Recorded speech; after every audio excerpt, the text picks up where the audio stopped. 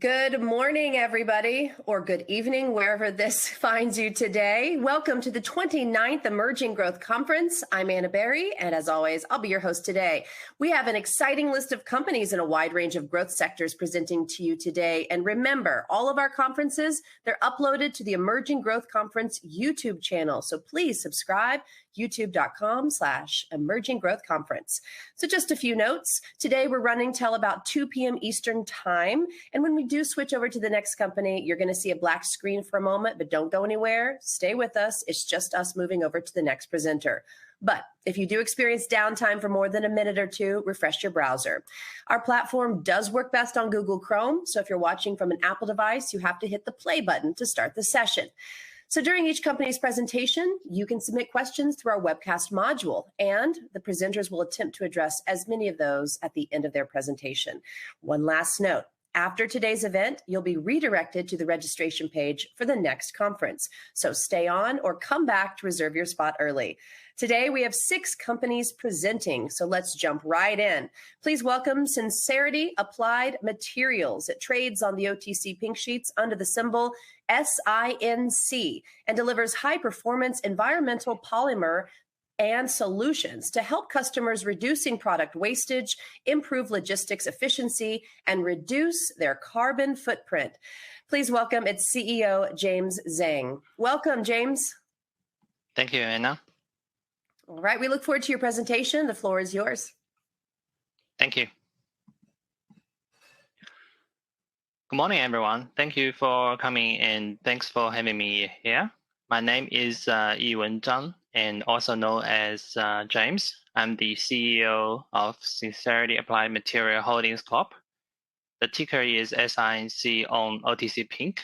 I'm really glad to be here, and I can't wait to show you about SINC. I'll do some background introduction about about our company first, with also a little bit of information about myself. Then I'll share our Nasdaq uplisting strategy. After that, I'll talk about where we are at on the roadmap, including acquisitions and latest developments. So before we start, just a quick slide on the forward-looking statements.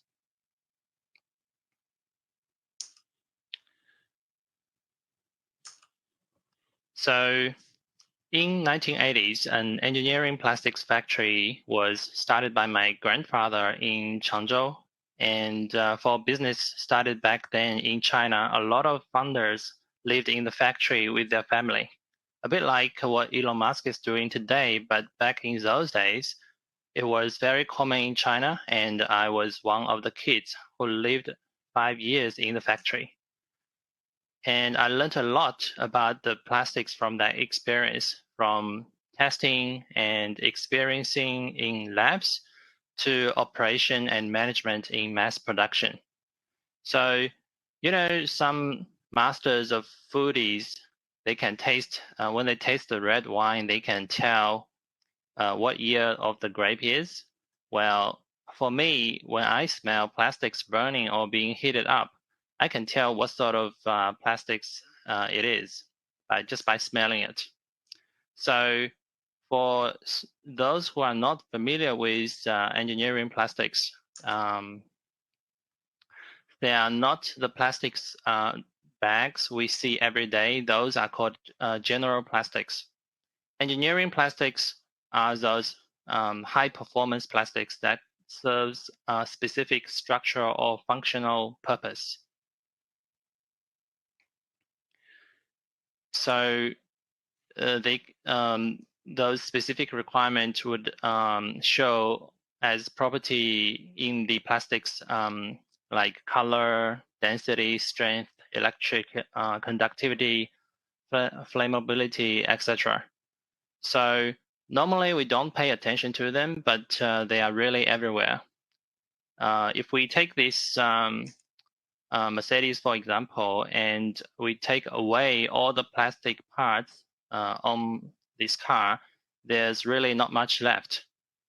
And we really don't want to use metal, wood, glass, or bricks as an as alternatives, because if we do that, airplanes might not be able to be light enough to fly, and cars will be too heavy to move around. Our cell phones would be as heavy as a brick. Even SpaceX might have some trouble getting to the altitude they need because the spaceship would be way too heavy. So I went to Australia in 2003, and after finishing my degree in Australian National University, I started Sincerity Australia Pty Limited. So with the plastics background that was built into me earlier when I was much younger, we soon engineered a few popular products such as the ventilated stretch film to the left, which improves the ventilation of the fresh produce or seafood or even drinks. So it removes it allows the moisture to be flow out of the wrapped pellets, and allows the circulation of the air. So when the pellets goes into the cool or cold chain storage, the whole pellet cools down much quicker than when they are wrapped up by traditional stretch film. And the other on the right-hand side is the interior decorative panel that is very popular in Australia, and they're known as splashbacks. So right before merger in 2017, we were doing around $2 million per annum in revenue. So in late 2017, we were listed on OTC Pink via reverse merger, and since then, I have been focused on Nasdaq uplisting. And this is because SINC has got every ingredient that is needed for Nasdaq. And here is why. So we used, referring to the equity standards of Nasdaq capital market, our first acquisition, SimCorp, would satisfy the stockholders' equity, which is $5 million US dollars. And SINC has been operating for over 2 years. We currently have 5 market makers. We also have 1.75 million unrestricted publicly held shares, and we have institutions working on the rest. So as you can see, we are getting there, and only 2 more ticks away.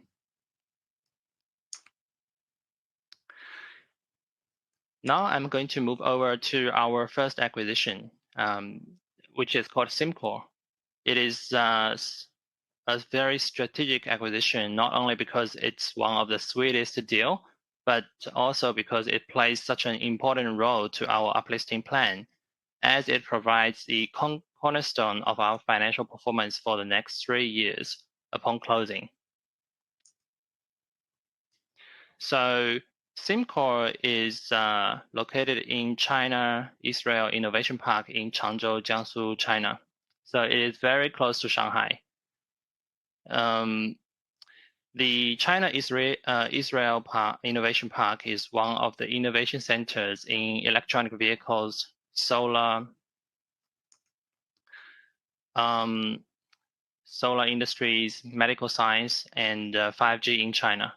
Some of the big names US investors might be familiar with are Li Auto, they are Nasdaq electronic vehicle company, and also Trina Solar. They were used to be on Nasdaq. Right now, they are on Shanghai exchange. So, and there are also many companies who specializes in robots, AI, medical equipment, 5G communication devices. So, along with all the good neighbors, the local authority welcomes SimCorp acquisition by SINC with some very attractive policies. We were offered 3-year free land and office lease, and 3-year company income tax exemptions, and also a 1-year high executive personal tax exemptions. So all those favorable terms is going to be reflected in the earnings in the following years. So SIMCor is not a startup, and it is a well-established business with over 900 manufacturing customers. And their organic growth itself is really strong, and it covers almost every single it covers almost every industry. However, there are 4 particular industries I would like to draw attention to, because they are the future of this planet. The first one is the electronic vehicle. So switching to EV is the trend, is trending now, and that means an upgrade for everyone on EV in near future.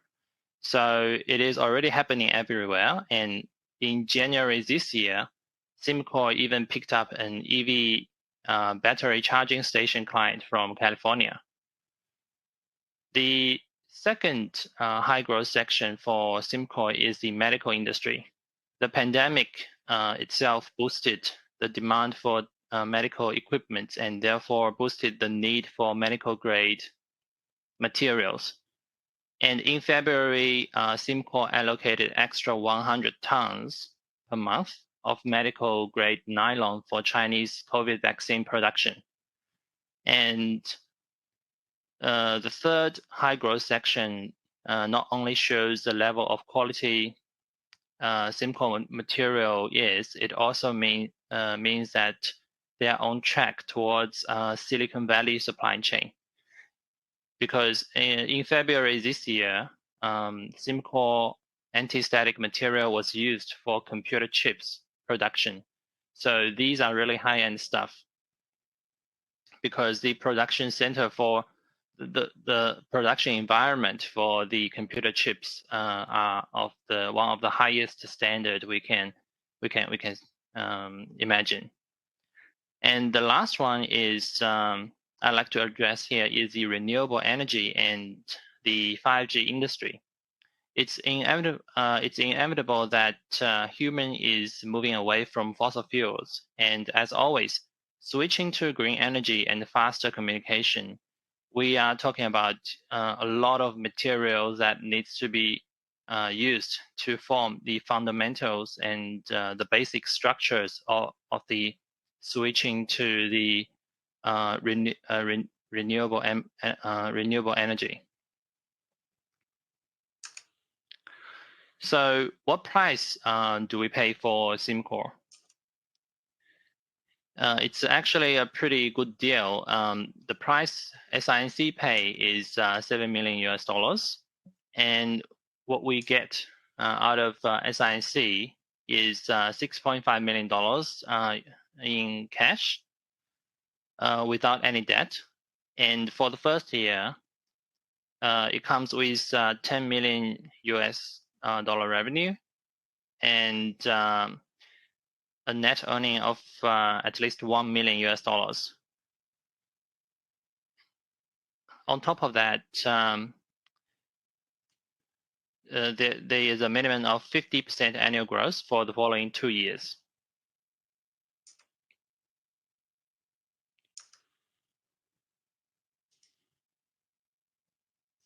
So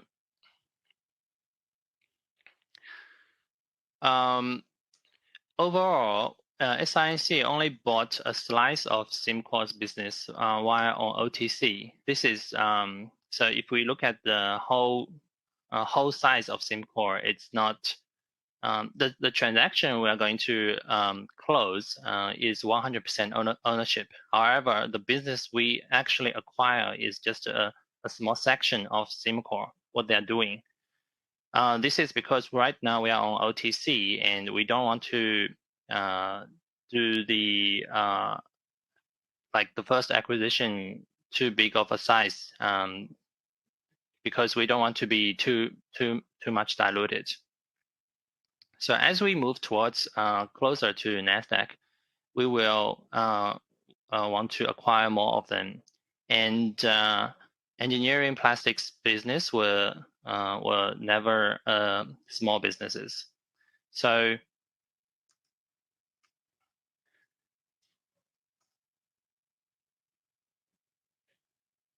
upon closing of SIMCO acquisition, we are going to keep doing future acquisitions on the upstream raw material direction, as well as the competitors of engineering plastics who are in different markets.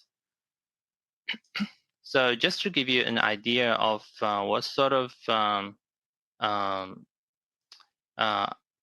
direction or we are moving towards, I like to use two of the great companies that does similar products to us. One is in China. They're called Kingfa, and their market cap is $4 billion US dollars. They have 46 subsidiaries. And the other one is American company, which is much bigger. They're called Dow on New York Stock Exchange. Their market cap is about $45 billion.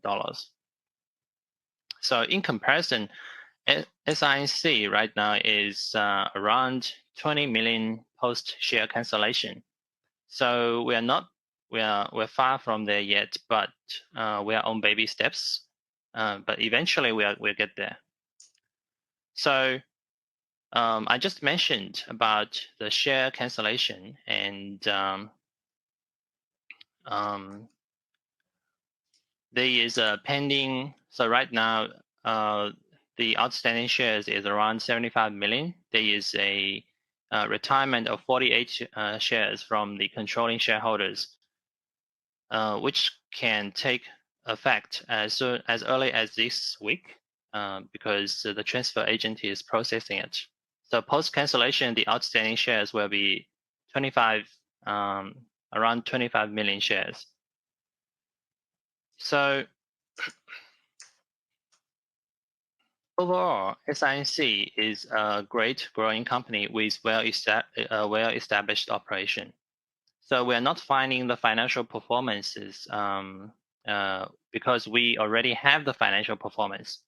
Right now, our top priority is close the first acquisition, which is SIMCO, so it can be reflected on our books. The transaction itself is almost similar to a SPAC type transaction, except this is happening on OTC Pink. So I really hope to see many of you who are watching to be our shareholders soon and join us the journey towards like the big brothers we see on the higher exchange. And this is I can see this happening in near future. So that's it for today. Thank you. Thank you, James. Okay, let's jump into some questions. Clyde Weaver asks, there was an announcement of 48 million share cancellation. When do you expect this to take effect? So this is going to be, it can take effect as soon as this week. I just checked with our transfer agent. They are in the process of processing it. So, okay. Yeah. Elena Wilkerson asks if you plan to do any reverse at this time of uplisting. No, we don't. Okay. Todd Williamson asks, why is it the best time for SINC to complete this acquisition now? Right now, this is there are so many strong. As we can see, the industry they are picking up, it is very strong, and it is the future of what current human civilization is moving towards. So we need to it is going to grow tremendously, and they are deeply integrated into the supply chain. We should bring them onto our books ASAP and support with them with the benefits of becoming a public company.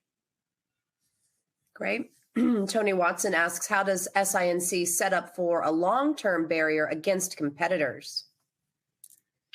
So the supply chain qualification process has in engineering plastics has its natural barriers.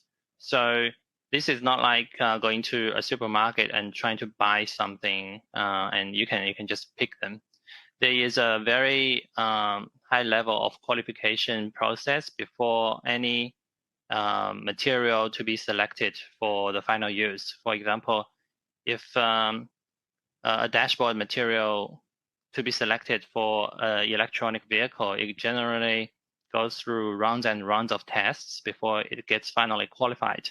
So once it's qualified, and it generally the users generally they don't like to change because the cost of the switching the material is too high, and the risk is too high. It's going to stop the whole production.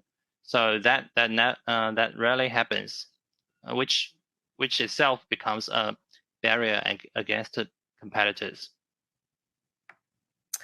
Thank you for that. Annette Keller asks, why is SINC the best team to do what they're doing? Talk about your team again. So we are over 30 years into the engineering plastics industry, and I am actually the third generation. So they over the years we deliver high quality products to all sorts of industries and applications, and we also have the ASTM level testing labs, and we're now catching up the booming demand in the medical industries, in the China domestic demand, and at the same time we have received strong leads from international markets, such as air purifiers from Oregon in USA and EV charging stations from California. So we have the strong foundation, and we are ready to expand. This is the perfect setup. Okay. Richard Hankey asks, what is the expected timeline of the Nasdaq listing? So we expect to close the acquisition in about, it's going to take about another 3 to 4 months. And right after that, we are going to initiate the uplisting process. And we already have a couple of underwriters in place for the uplisting. Okay, great. Rod Barker wants to know, where did the purchase funds for SimCore come from? And did they get stock as well? Can you tell some more details? The acquisition is a 100% cash deal, which is $7 million in cash. And the fund is from a hedge fund we are working with. So the deal was structured in promissory notes, and the hedge fund, there was a US-based hedge fund, so the really liked the deal and saw the opportunity, so they bought off all the promissory notes, and the fund will be coming from the hedge fund. 2 questions concerning auditing. Shane Rios and Tanya Jennings. Are the numbers you're quoting for SimCore audited by a US GAAP auditor? And there are many foreign companies being delisted due to auditing requirements. Are you fully compliant to avoid any risk of this? Yes. The numbers can be audited. It is not audited yet because we will have audited numbers we have a consolidated auditing according to the PCAOB standards. At the time when we consolidated the books. So right now we are not auditing them too early because first they are in lockdown. They are around Shanghai. The whole region is in lockdown. So if we practically it's not it's not quite doable because they have limited access. And in terms of the PCAOB requirements between the China and the US, I think the Chinese SEC just announced that they are going to allow PCAOB to audit Chinese companies. Although there has been some issues, but recently it is very positive. So the auditor we are using is Shine Australia, and they have Chinese branch. They are all PCAOB qualified. So auditing is not an issue. It's just we need to set the time, just audit at the right time. Okay. Jean Steven asks you to retell your business model quickly. Tell us what you are selling and who is buying it. So the buyers are all the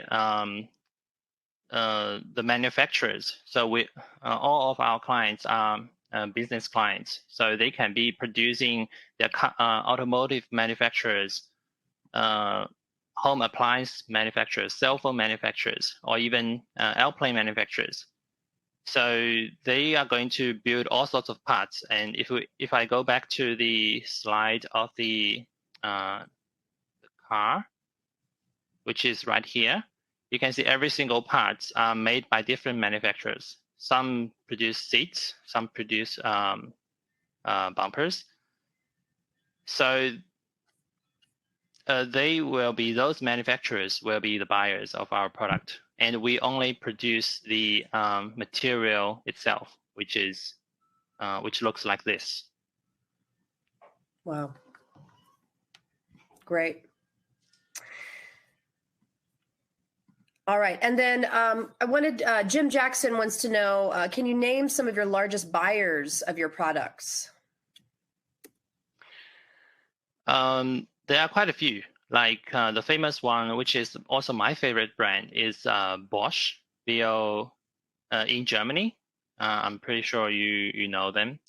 And they use our materials in their all those tools, electronic tools, or they produce a lot of things. And we also supply the automotive industries, all those big players, the cars, the dashboard sheets, the big names. There are many. It's either directly or indirectly. It's almost everywhere. Okay. Last question is more just a statement from Richard Handke. He says his IT department indicates that the website is not accessible. So how can they contact you and the company? I can be contacted directly on James at sincerityplastics.com. The website is .com. So this is the website. If you replace IR with James, it will come directly to me. Okay. Great. James, do you have any final thoughts? Yeah, so since reverse merger, I've been always working towards uplisting and tried all sorts of different avenues, and finally we are ready to proceed. So I really hope whoever, until today, I finally got a chance to present this opportunity directly to the investors, and I really hope the potential investors take some actions and join us towards this exciting journey. Great. Well, thank you so much for your time and your presentation. Really great job. And we hope you join us again with some updates in the future. All right. Thank you. All right. Thank you so much. Okay, everyone, stay with us. We're transitioning to the next presenter. We'll be right back.